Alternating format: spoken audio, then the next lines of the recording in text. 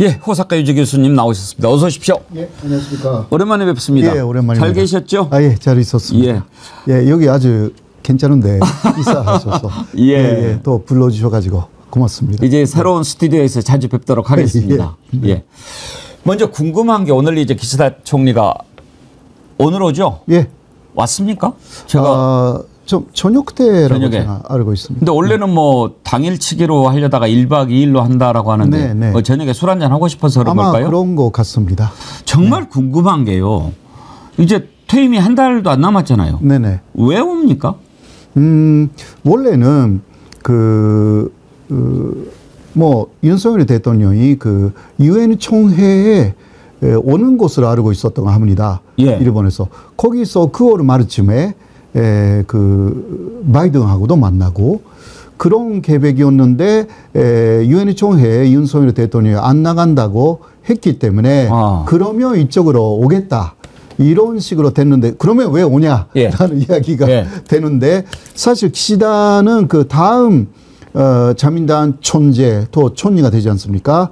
그 사람에게 영향력을 행사하기 위해서 자신의 외교적인 실적으로서는 사실 한일 관계 개선이라는 거, 그 사람들이 생각하는 한일 관계 개선이 자신이 다 만들었다.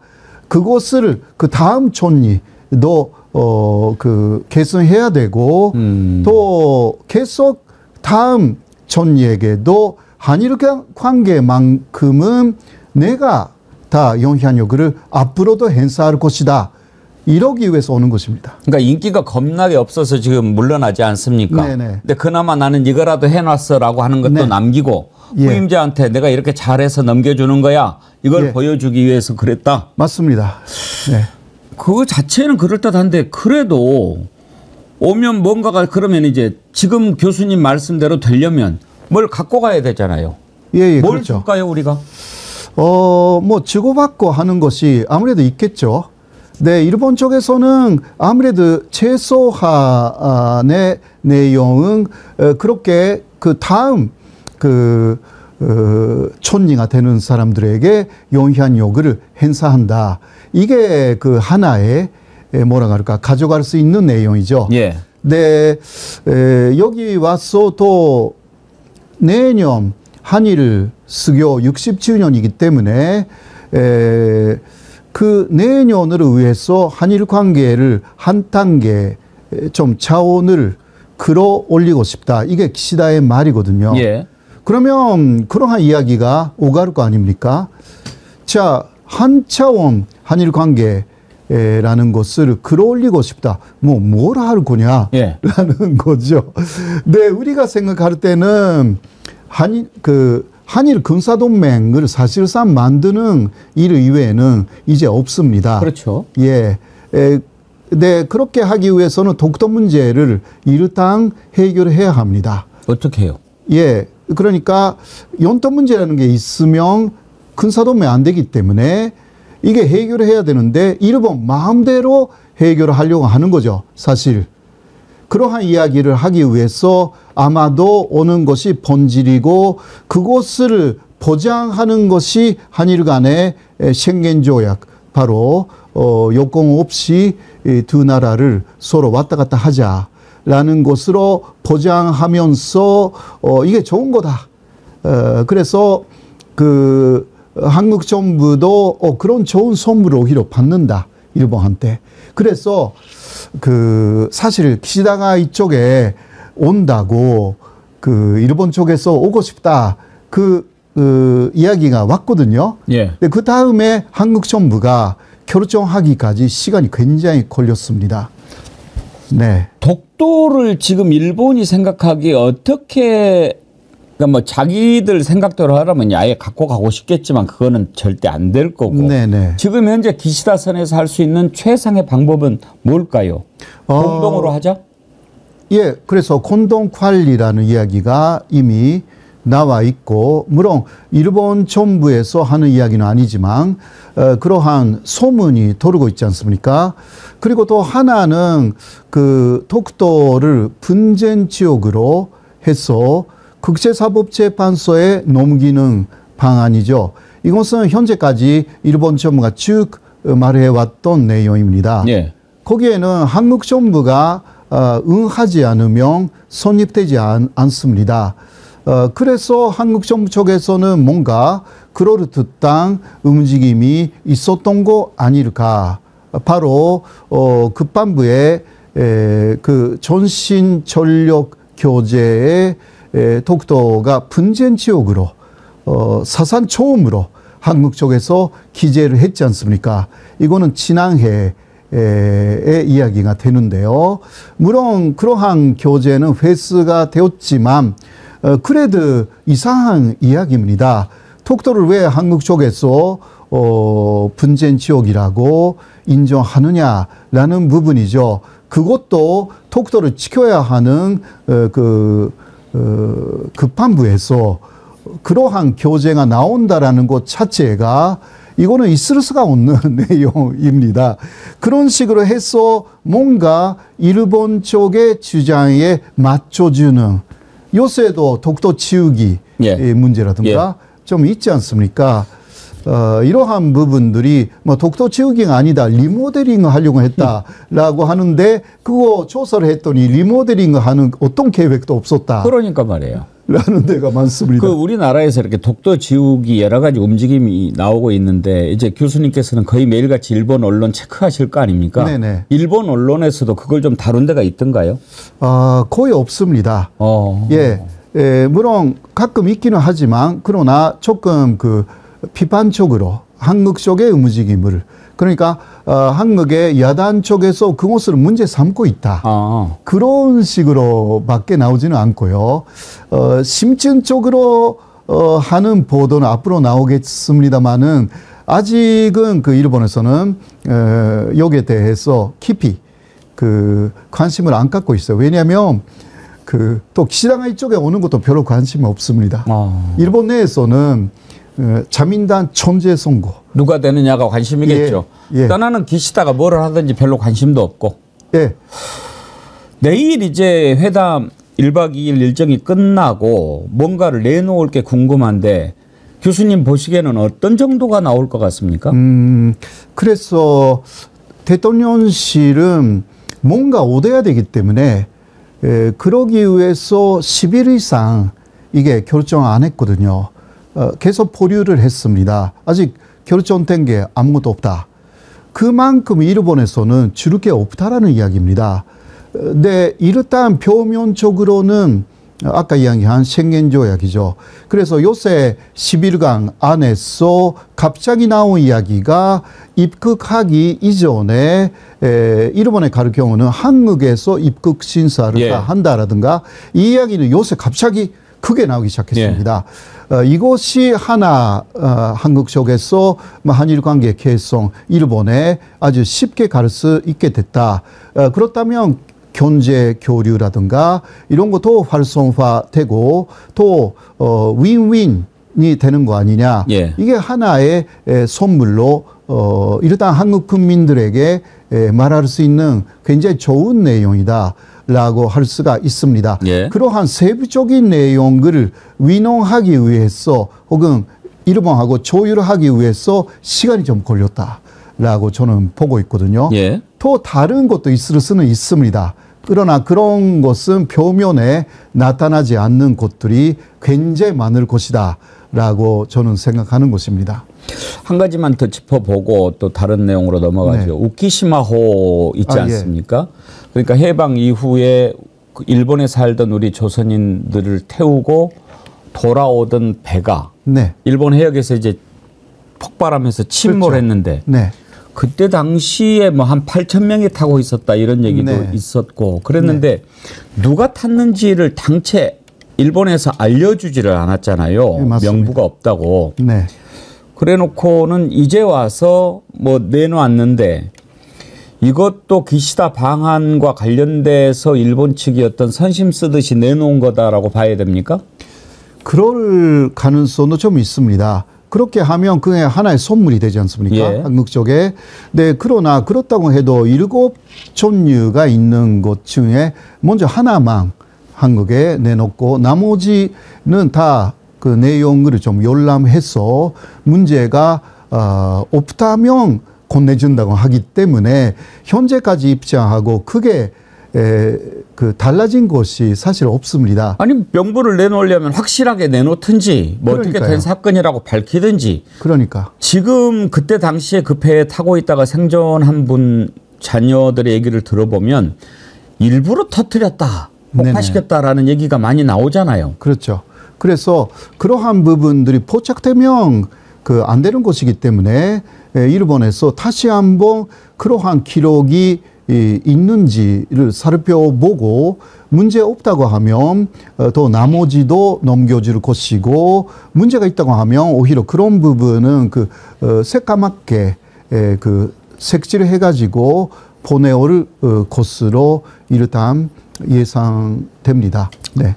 일본이 우리한테 저질렀던 악랄한 일들을 보면 충분히 그러고도 남았을 거라고 생각이 네. 듭니다만. 네. 아무튼 지금 이제 윤석열 정부 하는 걸 보면 이건 도저히 친일을 넘어서 매국 정부다 이런 얘기가 많이 나옵니다만 얼마 전에 어떤 방송에서 보니까 교수님께서 윤석열은 친일주의자라고 보느냐라고 하니까 그렇다라고 얘기를 하셨더라고요. 예. 왜 윤석열 대통령이 친일이 된 것 같습니까? 이것은 그 한미일 건조라는 것을 간조한 나머지 결국은 일본을 키워주지 않으면 이게 한미일 마지막은 미국이나 일본이 요구하는 것은 군사동맹이거든요. 거기까지 가기가 어렵다. 미국 쪽에 요청도 있어서 거부할 수가 없는 부분들이 있었을 것이라고 생각합니다. 그리고 또 일본에 대한 그렇게 거부감이 없는 그러한 과거도 있는 거 아닙니까? 그 부친이 일본에 가서 장학생 1호로 급비 장학생 1호로 일본에 간 분이 부친이기도 하고요. 그러니까 자신이 일본에 대해서 그렇게 깊이 역사적으로 뭔가 알고 있는 상황이 아니기 때문에 주변 사람들이 일본이 그렇게 잘못된 것은 아니다. 잘못된 부분이 있다 하더라도 지금까지 다 사과도 했다. 그런 식으로 주변 사람들이 쭉 말하면 역시 일본하고의 관계 개선이 해야 되는 길이구나. 그렇게 해서 속아 넘어갔다. 그런 거 아닐까. 혹은 지금은 신념으로 바뀌었다. 그런 식으로. 그러니까 일본이 진짜 나쁜 나라는 아니었구나. 우리가 오히려 계속 끝난 것에 대해서 지금도 사과를 요구하고 폐산도 요구하고 있는 오히려 우리 쪽에 문제가 있는 거 아닌가라는 그게 일본 쪽에 일본 극우의 시각을 그대로 가져버린 거 아닌가 그렇게 생각합니다. 저는 그렇다고 한다면 참 어리석은 자라고 생각합니다. 왜냐하면 일본에 대한 우리나라 국민들의 인식을 좀 좋게 만들어서 한일 관계를 좀 개선을 하고 싶다면 지금 이런 방식이 도움이 됩니까? 오히려 반감만 더 커지죠. 그렇죠. 윤석열 대통령은 그렇다 치고 지금 또 몇몇 날뛰는 자들이 있지 않습니까? 네네네. 뭐 지금 할아버지가 일본 사람이라고 얘기하는 놈도 있고 하여튼 뭐 일본이라고 그러면 막 그렇게 감싸는 자들인데 저는 그런 사람들을 보면서 궁금한 게요. 저렇게 하면 일본에서 뭘 얻어먹는 게 있나? 아마 있는 거예요. 있습니까? 예. 그러니까 과거에 가끔 제가 예를 드는 사람은 손변준이라는 예. 사람입니다. 아시죠? 송병준 친일파. 네, 친일파 전미 질적 중에 한 사람이고 일진회를 만든 사람이고 이 사람은 일본의 미르명을 받고 일진회를 사실 만들었습니다. 그렇게 해서 한일 합방 운동을 벌였고 그 와중에서도 일본에 갔어요. 카츠라 타로 당시 일본 촌리하고 만납니다. 1909년. 그렇게 해서 이렇게 말합니다. 대한제국을 일본에 다 넘겨줄 테니까 나에게 1억 엔 달라. 1억 엔이라는 것은 지금 원으로 말하면 5조 원 정도가 됩니다. 그런 식으로 이거는 기록으로 남아있는 부분이고 일본은 그것을 분할을 해서 줬다고 합니다. 그리고 그 다음에 그 사람은 한일 병합된 이후에 홋카이도 땅을 달라. 해가지고 홋카이도에 당 560만 병을 더 하사받았습니다. 예. 그 다음에 일본에서 백작 차기도 받았고 또 죽었을 때는 일왕이 나와서 애도를 해요. 예, 그리고 야스쿠니 신사에서 대대적인 그 주도식을 합니다. 그러니까 성공한 진일파예요. 그러네요. 그러니까 성공한 진일파가 되고 싶은 사람들이 많은 거 아닐까. 그런 사람들 손변지를 모를 리가 없죠. 예. 그러나 이완용처럼 앞에 나가면 피해가 많아요. 그리고 얻은 것도 많지 않았어요. 그 사람 사실. 이완용은. 예. 이완용보다 손변질이 엄청나게 더 얻었고. 실속을 챙겼네요. 그러니까요. 한일 그 평합에 사실 그 도장을 찍은 사람은 윤도경이라고 예. 알려져 있잖아요. 예. 그 조카딸이었던 그 순정 효황후가 치마 속에 숨겨놓은 옥새를 꺼내가지고 이제 그 도장을 찍게 만들었잖아요. 이 사람이 이완용보다 훨씬 많은 것을 일본한테 얻었어요. 그건 이제 그때다라고 치고 네. 지금 이렇게 알랑대는 자들은 뭐를 받아먹는 걸까요? 그러니까 일본하고 한국의 군사동맹을 만들고 예. 또 사실 한국군을 그 앞세워 가지고 중국하고도 싸워야 되고 그러면 일본은 엄청나게 고마워할 거잖아요. 미국도 마찬가지고 일본은 평화헌법 때문에 사실 3대 국가에 산유하는 것 자체가 어렵습니다. 그러니까 그것을 대신해주는 한국에 고마워하고 그것을 지도해주는 사람을 엄청나게 높이 옛날에 그 손변준처럼 굉장히 높이 평가를 할 것이고 명예 일본인이 될 것이라고 생각해요. 그러면 그 사람은 친일파로서 다시 한번 성공하는 거죠. 일본 한국을 드나들으면서 이쪽에도 재산이 있고 일본에도 엄청난 재산이 있고요. 이런 식으로 충분히 앞으로도 할 수가 있는 것이 아닌가. 그렇게 해서 성역을 만들 수가 있어요. 이제 그러한 사람들은 민족적 양심을 팔면서 막 지금 그 말도 안 되는 얘기를 하는 사람들이 있지 않습니까? 네네. 그러니까 뭐 강제로 그런 거 아니다. 어쩔 수 없는 측면이 있다. 만약에 그냥 우리가 대한제국으로 남았으면 일본에 합병된 것보다 더 잘 살았겠냐 뭐 이따 얘기를 하는 사람들 그런 사람들은 왜 그러는 걸까요? 그러니까 어떤 그 초의가 있다라고 할 수밖에 없는 거죠. 그러한 그 성공한 진일파가 되려고 하고 있는지 혹은 진짜 어리석어서 뉴라이트 사관에 빠져버렸는지 신념으로 갖고 있는지 이것은 알 수가 없는 부분이지만 그러나 어리석은 거죠. 그때 그 대한제국보다 일본 식민지 하에서 한국 사람이 더 행복했을 수가 있다. 이런 이야기는요. 국제적인 탄시의 시각을 무시하고 있는 것입니다. 카이로 선언에서 그 영국, 미국, 중국 대표가 일제강점기를 노예 상태였다. 한국이 국민들이 그렇게 인정했거든요. 그것으로 또 일본이 수용합니다. 포츠담 선언의 그 카이로 선언의 말이 다 흡수되어서 포츠담 선언을 일본이 수용했습니다. 그래서 국제법으로 되어 있는 것이 일제강점기는 노예 상태였다. 이것은 불법입니다. 불법이자 그러니까 노예 상태라는 것은 당시 한반도에 계셨던 분들이 일본의 노예였다는 것입니다. 아무리 국적이 일본이라고 해도 그거는 그 흑인이 미국에 가서 노예 생활을 했지 않습니까? 그거는 똑같습니다. 그게 영미가 보는 당시의 일제강점기에 대한 평가였던 것입니다. 그것을 일본이 받아들였기 때문에 일제강점기가 합법이라고 절대 할 수가 없는 것이 현재 국제법이고 그러한 교육에서 벗어나 있는 분들이 조금 많아지고 있다. 이거는 교육에 문제가 있다라고 할 수밖에 없는 내용이다라고 말씀드리고 싶습니다.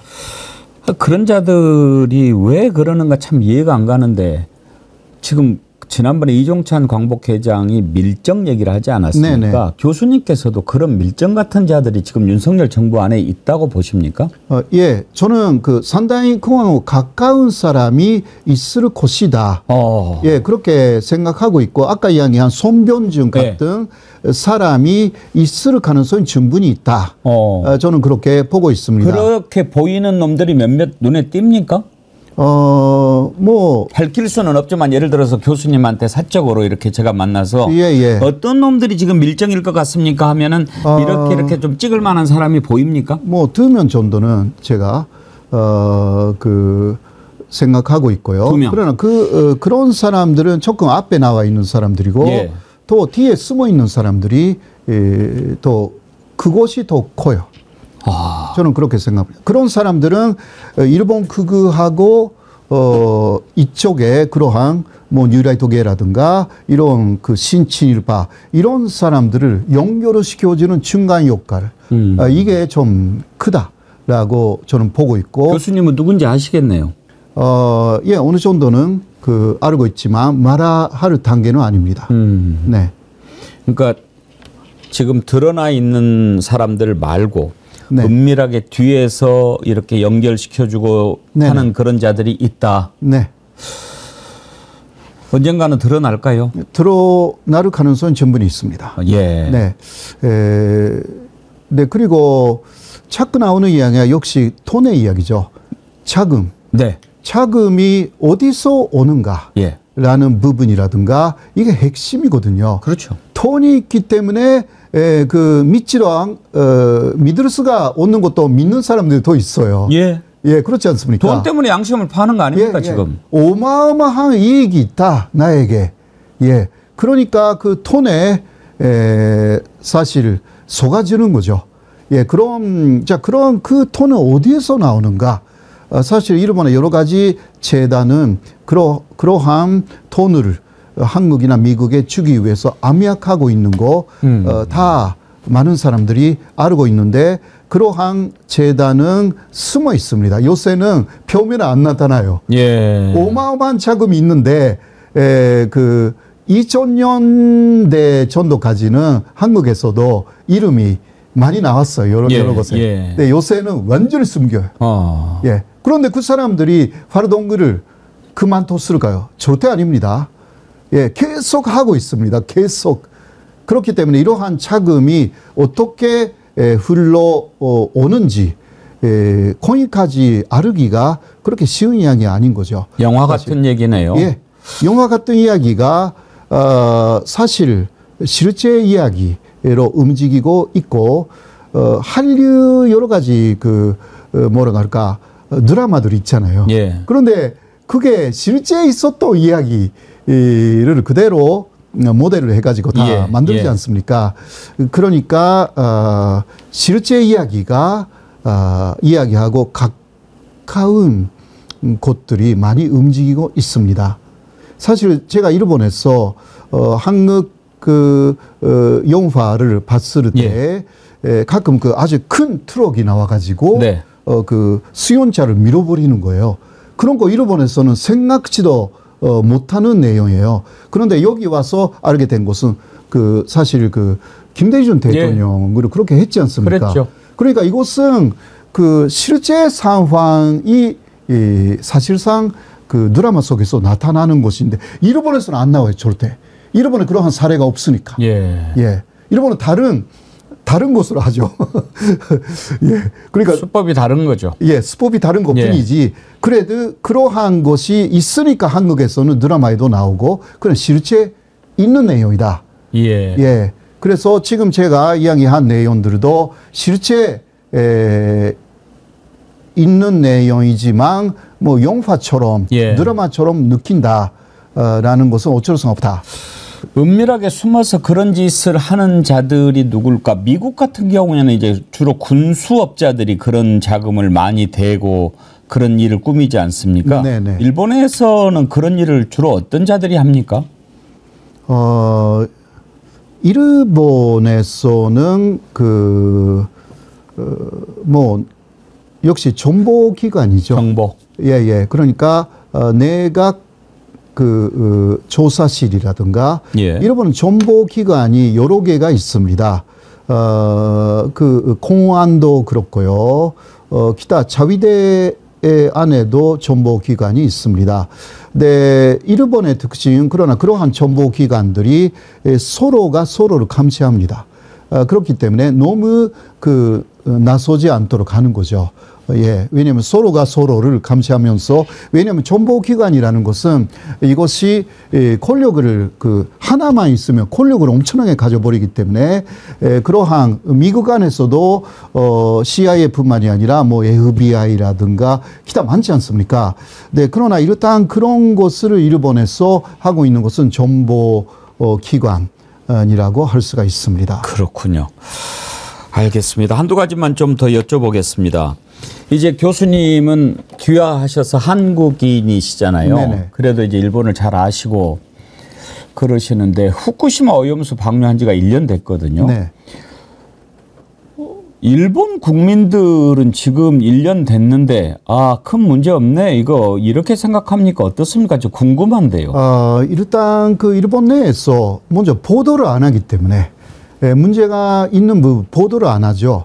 이것은 보도 통제라는 것을 옛날부터 했습니다. 이거는 후쿠시마 원전 문제가 일어나 2011년부터 금방 보도 통제에 들어갔죠. 예. 사실상 그것이 계속 이어지고 있기 때문에 일본 사람들은 잊어버리는 사람들도 많죠. 가까운 데 살고 있지 않으면 먼 데 있으면 이戦争 후쿠시마에서 왔다고 생각을 안 하죠. 그렇기 때문에 잊어버린 부분들이 좀 많다고 할 수가 있습니다. 네. 교수님 보시기에는 안전합니까? 어떻습니까?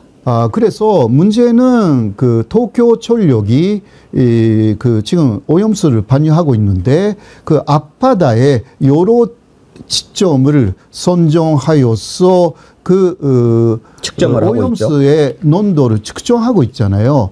그런데 거의 1년 이상 측정치를 밝히지 않는 지점이 3군데 정도 있어요.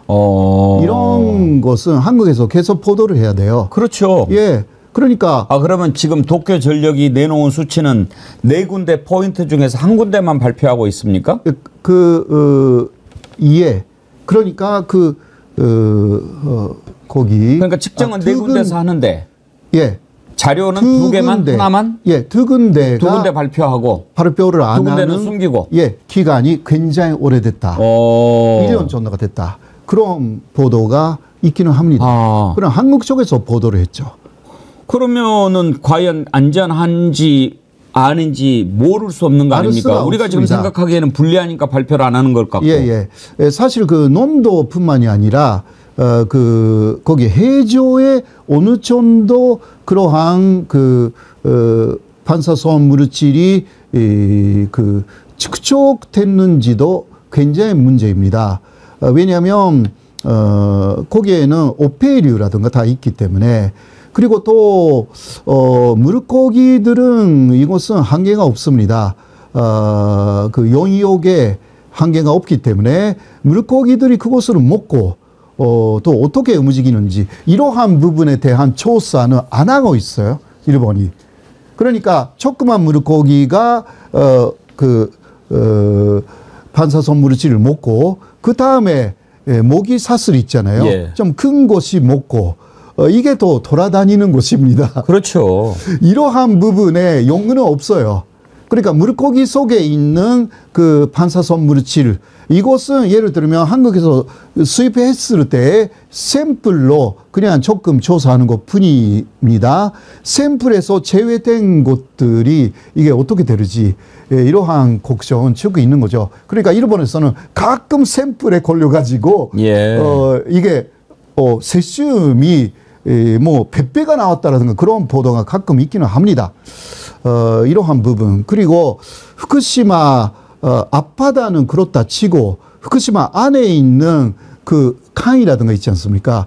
거기서 낚인 물고기들은 일본에서 절대 먹지도 않고요. 그리고 일본 자체가 그곳을 그 수출하는 것을 자체적으로 금지하고 있습니다.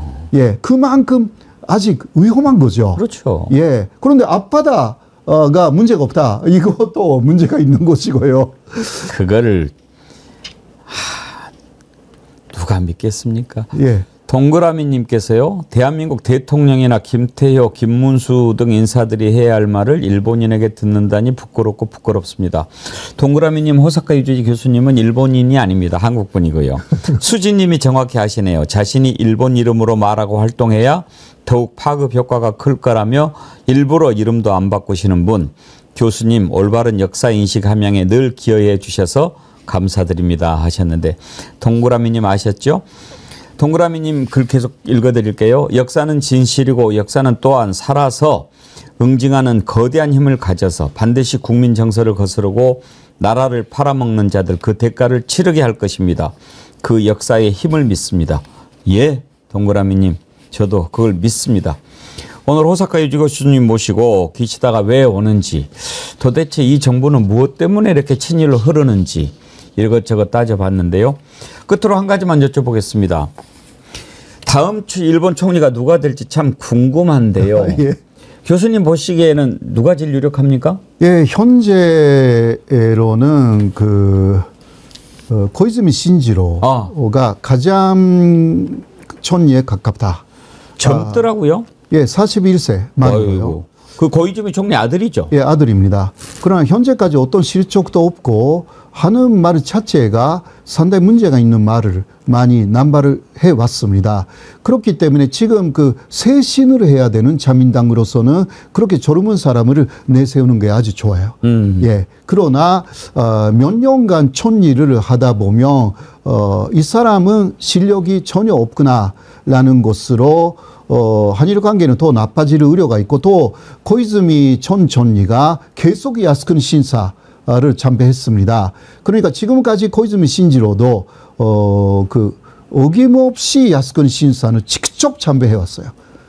그런 것으로 한일 관계가 더 안 좋아질 우려도 있고요. 물론 이 윤 정권은 그것도 인정해 줄 그러한 결과가 될 수도 있는데, 항의도 안 해요, 요즘에는. 요즘에는 그렇죠. 야스쿠니 신사가 뭔지도 이야기도 안 하게 되고요. 야스쿠니 신사, 어떤 인사가 말했어요. 이제 야스쿠니 신사 정도는 일본의 문화로서 인정해야 되는 거 아닌가. 예. 막 이런 이야기를 했어요. 그거는 야스쿠니 신사가 뭔지를 너무 모른다라고 예. 할 수밖에 없고, 혹은 알으면서 그렇게 국민을 속이는 것입니다. 예. 고이즈미 신지로 말고 지금 한 3명 정도가 나오는데 그 세 사람 다 성향이 극우 성향입니까? 아닙니다. 이시바 시게르라는 사람은 오히려 가장 상식적인 사람입니다. 그 사람도 뭐라고 할까, 가능성이 없는 게 아닙니다. 예. 네, 그러나 그 사람을 싫어하는 자민당 내에 의원들이 많아서 마지막은 자민당 의원들의 득표의 비율이 결선 투표까지 가면요 많아지기 때문에 이 부분에서 좀 약하다라는 이야기가 있고, 또 요새 계속 나오는 이야기가 다카이치 사나에라는 여성입니다. 이 여성도 결선 투표까지 가면 오히려 아베파가 응원하기 때문에 이거는 극우 중의 극우 여성이라고 해도요. 이 사람이 되면 또 한일 관계가 어떻게 될지 좀 걱정입니다. 또 한 사람은 코노타로라는 사람이 있어가지고, 이 사람은 상당히 진보적인 성향을 갖고 있고요. 한국 안에서도 뭐 친구라고 할 수 있는 국회의원들이 꽤 많습니다. 그러니까 우리로서는 사실 다카이치 사나에 제외하고는, 그리고 또 고이즈미 신지로도 별로 안 좋습니다. 야스쿠니 신사를 너무 고집하기 때문에. 네, 그러나 이시바 혹은 코노, 타로, 이명 어느 정도 한국하고 좋은 관계를 맺을 수가 있는 것이 아닌가. 예. 그렇게 생각합니다. 그러나 지금으로서는 아까 말씀드린 대로 고이즈미 신지로가 가장 지금 앞서간다. 예, 기세가 좀 있습니다. 일본 총리는 이제 일본은 내각제라서 집권당의 총재가 총리가 되는 거 아닙니까? 맞습니다. 어떠세요, 교수님? 한국에도 이제 한국인이시고 일본에도 살아보셨는데 의원 내각제하고 대통령제하고 어떤 게 더 나은 것 같습니까? 아무래도 한국은 대통령제 그리고 직선 대통령제가 맞다고 저는 아직도 그렇게 생각하고 있습니다. 그래요? 왜냐하면 내각제가 되면 잘못하면 자민당처럼 장기 집권 그렇게 되어서 굉장히 왜곡된 사회를 만들 가능성. 지금 뭐 자민당이 1955년에 자민당을 만든 이후 현재까지 거의 3년 빼고는 다 집권하고 있지 않습니까? 이러한 그 조금 폐해가 있다라고 할 수가 있고요. 물론 대통령제에 여러 가지 문제가 없는 거 아닙니다. 지금 제왕적인 대통령제 여러 가지 요소가 있지 않습니까? 이것을 조금 고친다면 대통령제는 계속 해야 되는 거 아닌가? 제 생각은 아직은 그런 것입니다. 알겠습니다. 근데 이제 제가 왜 이걸 여쭤봤는지 아실 건데 이번에 기시다가 그냥 지지율이 계속 떨어지니까 물러나잖아요. 네네. 그리고 또 이제 총리도 그만두고 새로운 총리 뽑잖아요. 네네. 지금 기시다나 윤석열이나 지지율이 비슷비슷해요. 그리고 네, 국민들 마음속으로는 지금 너무너무 지긋한데 우리도 내각제라면 진작에 저거 갈아치워가지고 좀 그러지 않겠느냐 하는 국민들이 많으니까. 그래서 내각제로 하면 저렇게 못하고 그러면 빨리 바꿀 수 있지 않겠느냐 그런 말들이 나오니까 여쭤본 거예요. 그런 거죠. 그런 가능성은 충분히 있습니다. 그때는 여당이 적어야 합니다. 그렇지 않습니까? 그렇죠. 아무리 일본에서는 기시다의 지지율이 낮다고 해도 결국은 자민당이 과반수를 갖고 있기 때문에 다시 자민당에서 총리가 나왔어. 크게 바뀔 게 없다. 하기야 거긴 뭐 무조건 자민당이니까. 네, 뭐 한국에서는 다른 변수도 있기 때문에 그런 면에서는 내각제라는 것은 조금 수정하면서 충분히 더 생각할 수가 있는 내용이다. 라고 또 말씀드리겠습니다. 저도 공부해야 되니까 이런 부분은. 네네. 알겠습니다. 네. 교수님 오늘 말씀 감사합니다. 네, 고맙습니다. 또 뵙겠습니다. 감사합니다. 호사카 유지 교수님 만나서 한일 관계 어떻게 될지도 생각해봤고 이다음 일본 총리 누가 될까도 한번 짚어봤습니다. 오늘 말씀해 주신 호사카 유지님 감사드리고요.